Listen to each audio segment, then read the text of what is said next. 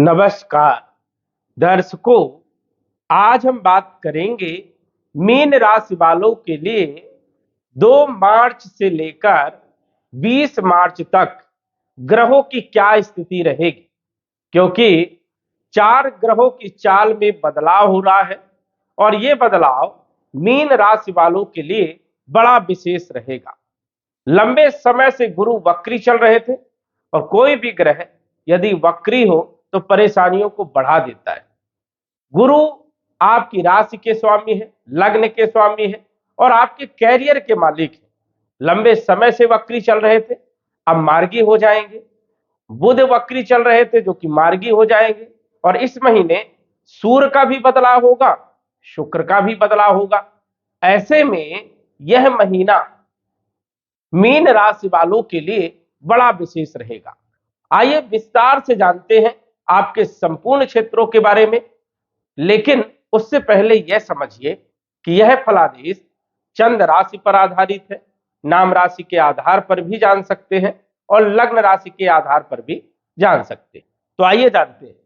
ये जो आप कुंडली देख रहे हैं मार्च 2026 की कुंडली है। ग्रहों की स्थिति सौर मंडल में आप देख ही रहे हैं। बदलाव की यदि हम बात करें तो सूर्य 14 तारीख को राशि परिवर्तन करके आपकी राशि में आ जाएंगे, मीन राशि में। वही शुक्र का राशि परिवर्तन हो जाएगा 2 तारीख को, जो कि आपकी राशि में आएंगे और उच्च राशि में गोचर करेंगे। लंबे समय से जो 12वें भाव में गोचर कर रहे थे, तो ये 2 ग्रहों का राशि परिवर्तन तो होगा। साथ ही साथ जो राशि के स्वामी है, जो कैरियर के मालिक है, देव गुरु बृहस्पति, इनका जो बदलाव है ये आपके लिए सबसे बड़ा बदलाव माना जाएगा। क्योंकि देखने को मिल रहा था कि धन से जुड़ी हुई समस्या, पैसे की जो आवक थी वो कम हो गई थी, आय के जो माध्यम से धीरे धीरे कम हो गए थे। जो स्वास्थ्य को लेकर के समस्या चल रही थी, कम ज्यादा दिख रहा था। कैरियर को लेकर के जो परेशानियां दिख रही थी, उनमें जो है बड़ा बदलाव देखने को मिलने वाला है। तो सबसे पहले तो हम बात करेंगे देवगुरु बृहस्पति के बारे में। बृहस्पति आपके लगन के स्वामी है और आपके 10वें भाव कैरियर के मालिक है। बहुत ही महत्वपूर्ण ग्रह हैं जो कि लंबे समय से वक्री चल रहे थे, लेकिन अब 11 मार्च को ये मार्गी हो जाएंगे। 11 मार्च को जब ये मार्गी होंगे तो बहुत जबरदस्त लाभ देने का काम करेंगे। स्वास्थ्य में चल रही समस्याएं, हेल्थ यदि आपका खराब चल रहा था, कम ज्यादा चल रहा था, उसमें जो है राहत मिलेगी, लाभ होगा और स्वास्थ्य आपका बढ़िया रहेगा।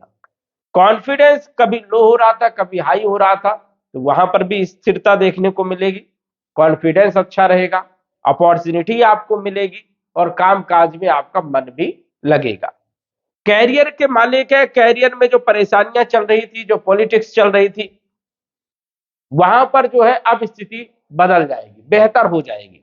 कैरियर में आपको ग्रोथ मिलेगा, आय के जो माध्यम कम हो गए थे वो बढ़ेंगे, धन के स्रोत जो है पैदा होंगे, आमदनी आपकी बढ़ेगी, पॉजिटिव एनर्जी आपको मिलेगी और उससे आपका काम बढ़िया रहेगा, स्थिति जो है बेहतर होगी। गुरु 4थे भाव में गोचर कर रहे हैं। 11 मार्च के बाद भूमि, भवन, प्रॉपर्टी, मकान और वाहन से जुड़े हुए कार्य यदि आप करते हैं तो काफी हद तक आपको सफलता मिलेगी। हालांकि 4थे भाव के जो मालिक है बुध, वो 12वें भाव में गोचर कर रहे हैं, ये स्थिति बेहतर नहीं है। यहां पर थोड़ी सावधान आपको रहना है, लेकिन गुरु आपको सपोर्ट करने का काम करेंगे, बचाव करने का काम करेंगे। लेकिन फिर भी देख दाख करके आपको खरीदना है, डील करना है, इस चीज का अभी भी आपको विशेष तौर पर ध्यान रखना है। देवगुरु बृहस्पति 11 तारीख के बाद जब ये पूर्ण रूप से एक्टिव होंगे, मार्गी होंगे, तो कई सारे क्षेत्रों पर बदलाव करने का काम करेंगे। जैसे कि 8वें भाव में गुरु की दृष्टि रहेगी, तो जो आपके पैसे फंस गए थे, जो रिकवरी अभी तक नहीं आई, कई लोग बोल रहे थे कि हम पैसा दे रहे हैं, दे रहे हैं, कल दे रहे हैं, परसों दे रहे हैं, ऐसी स्थिति लंबे समय से देखने को मिल रही थी। तो यहां पर जो है अब स्थिति बेहतर होगी कि जो आपका फंसा हुआ पैसा था वो आपको रिकवर मिलेगा। ससुराल पक्ष से कुछ लाभ जो है देखने को मिल सकता है। जो अचानक परेशानियां आ जा रही थी वो ठीक हो जाएंगी। वही कैरियर के भाव में गुरु की 7वीं दृष्टि होने के कारण कैरियर में कुछ अपॉर्चुनिटी आपको मिल सकती है, प्रमोशन मिल सकता है, ग्रोथ मिल सकती है, सैलरी में वृद्धि हो सकती है, जहां पर आप चाहते थे वहां पर ट्रांसफर आपको मिल सकता है। तो ऐसी स्थितियां बनने के योग यहां पर बन रहे हैं।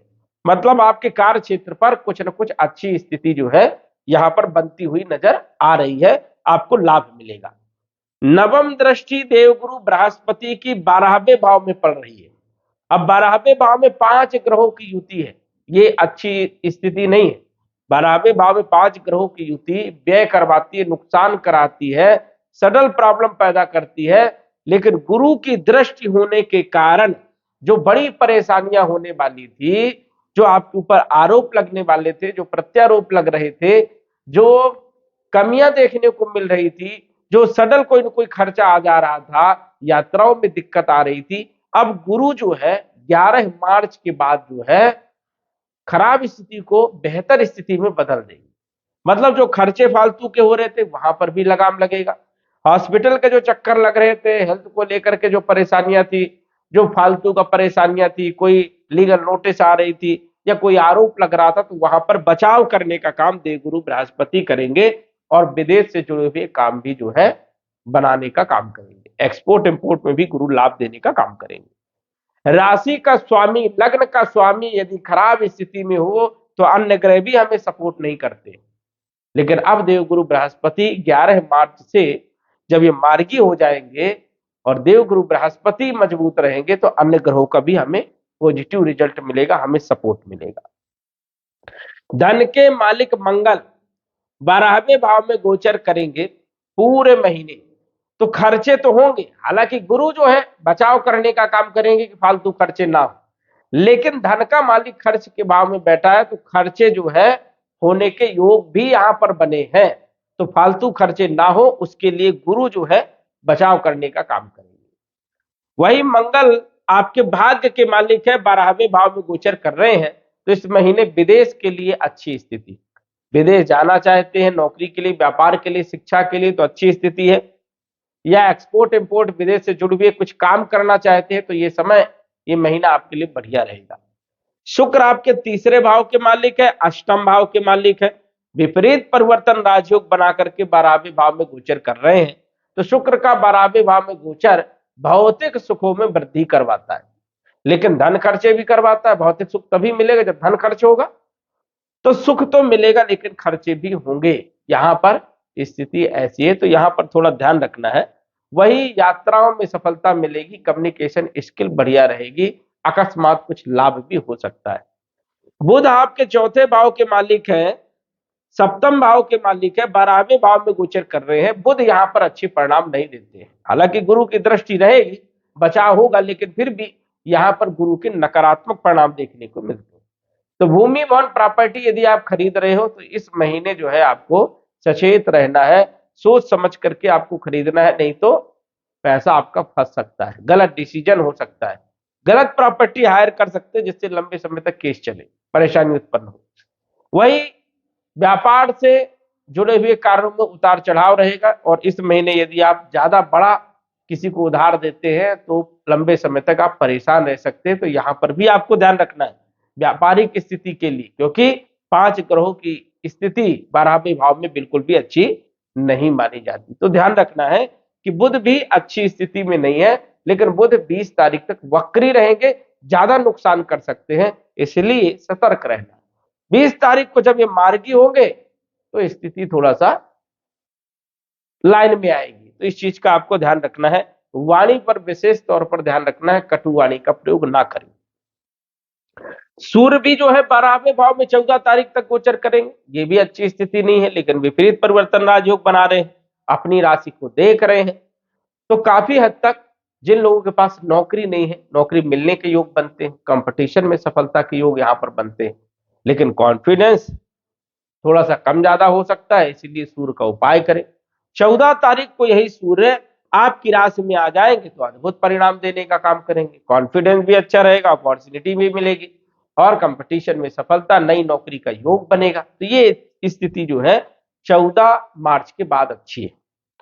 इसके बाद यदि हम चर्चा करें, शनि जो कि एकादश भाव के मालिक, द्वादश भाव के मालिक गोचर कर रहे हैं आपकी राशि में, इस महीने शनि भी काफी हद तक अच्छे परिणाम देने का काम करेंगे। क्योंकि 2 तारीख को जो शुक्र का बदलाव हो रहा है, आपकी राशि में जो शुक्र आएंगे और उच्च राशि में गोचर करेंगे, तो पंच महापुरुष में से एक राजयोग बनेगा, मालव्य राजयोग। और ये राजयोग यश, मान, सम्मान, धन, वैभव, कीर्ति, प्रसिद्धि देने का काम करता है। यात्राओं से आपको लाभ मिलेगा, अकस्मात धन की प्राप्ति होगी, कोई पद मिल सकता है, प्रतिष्ठा मिल सकती है, धन मिल सकता है। तो ये 2 तारीख से लेकर के 26 तारीख तक शुक्र जो है उच्च राशि में गोचर करेंगे, जो कि अकस्मात लाभ देने का काम करेंगे। उसके बाद धन भाव में आ जाएंगे, तो यहां पर भी अच्छी स्थिति रहेगी, धन का योग बनेगा, अकस्मात धन की प्राप्ति हो सकती है, फंसा हुआ धन आपको मिल सकता है। तो शुक्र की पोजीशन आपके लिए इस महीने बढ़िया रहेगी।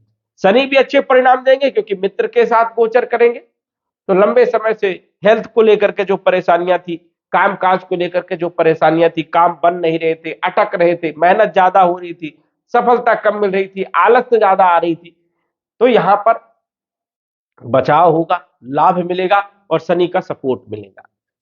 राहु 12वें भाव में गोचर कर रहे हैं, ये स्थिति यहां पर बेहतर नहीं है, क्योंकि 5 ग्रहों के साथ राहु की युति अच्छी नहीं मानी जाती। हालांकि शुक्र 2 तारीख को आ जाएंगे तो 4 ग्रह चतुर्ग्रही योग बनेगा, ये आपके लिए शुभ नहीं है। राहु अकस्मात नुकसान करवा सकता है, तो ध्यान रखना है, बचाव करना है, जल्दीबाजी में कोई डिसीजन नहीं लेना है, अन्यथा जो है ये गलत आरोप भी लगवा सकता है। तो राहु की स्थिति बढ़िया नहीं है, राहु का उपाय करिए, ओम राम राहवे नमः इस मंत्र का जप करिए। केतु जो है 14 तारीख के बाद आपको सपोर्ट करने का काम करेंगे, क्योंकि सूर्य की स्थिति बढ़िया नहीं है और केतु जिस राशि में बैठते हैं उसी के अनुसार से फल देते हैं। तो 14 तारीख के बाद केतु का अच्छा सपोर्ट रहेगा नौकरी के लिए, कैरियर के लिए, और देखा जाए तो धन के लिए अच्छी स्थिति यहां पर 14 मार्च के बाद बनेगी। कुल मिलाकर के यदि हम बात करें तो मीन राशि वालों के लिए जो बहुत बड़ी परेशानी थी उसमें राहत मिलेगी, कुछ हद तक जो है सफलता आपको मिलना प्रारंभ हो जाएगी मार्च के महीने से, क्योंकि आपके राशि के स्वामी ही वक्री थे लंबे समय से, और राशि का स्वामी ही वक्री हो तो स्थितियां ज्यादा गड़बड़ा जाती है। इसलिए आपके लिए राहत भरी खबर है, मार्च के महीने में काफी हद तक आपको अच्छे परिणाम देखने को मिलने वाले हैं। तो दर्शकों, आज बस इतना ही, धन्यवाद। यदि आप अपनी कुंडली का विश्लेषण घर बैठे करवाना चाहते हैं तो दिए गए व्हाट्सएप नंबर से संपर्क करें।